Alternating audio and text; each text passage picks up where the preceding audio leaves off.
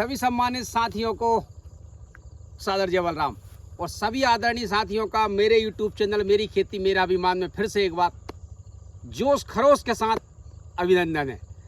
भाई साहब जोश खरोश के साथ इसलिए कि अब फसलें आपको दिखाऊं, अभी इसलिए मैं जोश खरोश की बात कर रहा हूं क्योंकि फसलें आप देखो, मतलब ये वैरायटी है साहब श्री राम की 303 और सिंचाई की बात इसमें करता हूं तो इसमें तीसरा पानी चल रहा है, तीसरा यानी कि आखिरी पानी चल रहा है। एक पलेवा और 3 पानी, तो पलेवा की तो खैर छोड़ो, 3 ये तीसरा पानी है और तीसरे पानी में फसल हमारी कंप्लीट पक जाएगी, ऐसा हम हर साल करते हैं। लेकिन भाई साहब पिछले सालों की तुलना में, पिछले साल की नहीं पिछले सालों की, मतलब पिछले 5-10 सालों की तुलना में इस बार जो फसल लगी हैं मत पूछिए, मतलब गेहूं हो या चना हो, बहुत शानदार। मुझे लगता है कि ऑल टाइम रिकॉर्ड पैदावार होना चाहिए। अगर आगे सब कुछ ठीक रहा, प्राकृतिक कोई नुकसान, कोई आपदा, टेम्परेचर एकदम से हाई नहीं हुआ, बारिश ओले इस तरह से कोई स्थिति अगर नहीं बिगड़ती है तो पैदावार बहुत शानदार होना चाहिए। पिछले सालों की तुलना में ऑल ओवर रिकॉर्ड पैदावार होना चाहिए।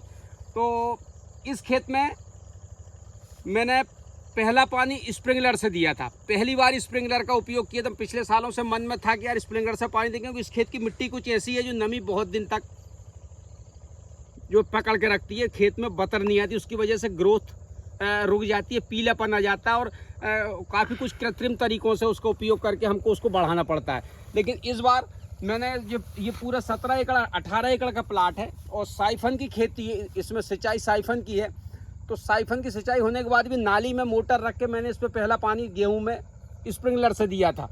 और भाई साहब स्प्रिंकलर से देने के बाद अगले 8 दिन बाद ही मौसम बिगड़ा था और बहुत तगड़ी बारिश हुई थी।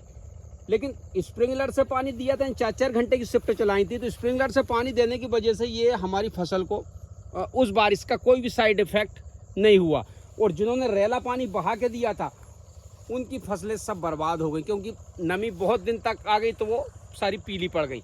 मगर कुल मिला के भाई साहब ये फसल से मतलब यूँ समझो कि मैंने अभी जब से मैं खेती कर रहा हूँ तब से ऐसी फसल अभी इस खेत में मैंने नहीं देखी।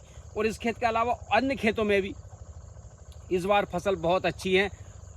और ट्रीटमेंट की बात करूं तो मैं पिछले वीडियो में काफ़ी कुछ बता चुका हूं ट्रीटमेंट के बारे में कि मैंने इसमें फंगीसाइड 0050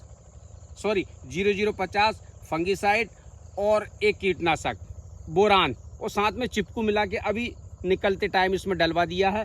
तो अभी अब जिस समय हम किसानों के लिए 1 महीना बिल्कुल आनंद का है, फुर्सत का है, खूब घूमो फिरो मज़े करो, कोई दिक्कत नहीं।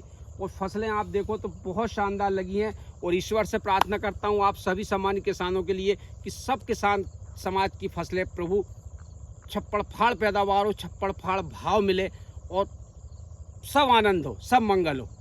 भाई साहब बस अब 1 महीना आनंद करना, घूमना फिरना, मौज मस्ती करना, कहीं भी चले जाएंगे घूम लेंगे बाकी, क्योंकि अगले 1 महीने के बाद चैत लगेगा गेहूं का और चैत लगने के जस्ट बाद समर सीजन में मूंग का हमारा काम शुरू हो जाएगा। टोटल एरिया में जितने रकबे में इस बार रबी फसल है वही टोटल रकबे में मूंग की फसल होगी। और जैसे ही मूंग से निपटेंगे जून 1 में जस्ट पीछे से खरीफ की फसल आ जाएगी। तो मतलब इसके बाद वाला शेड्यूल बिल्कुल एकदम कसा है, मतलब बिल्कुल बिजी रहने वाला है। तो ये 1 महीने आनंद का है और इसमें हम चाहते हैं कि ऐसा कुछ करें कि हमें अगले साल की एनर्जी मिल जाए। इसके लिए कहीं भी हिल स्टेशन या कहीं जहां मौज मर्जी का, जहां मन हो, जहां हमारा मन लगता हो, जहां हमारा मन खुश होता हो, ऐसी जगह जाके कुछ रिचार्ज हो जाएंगे और फिर आके फिर वापस लग जाएंगे।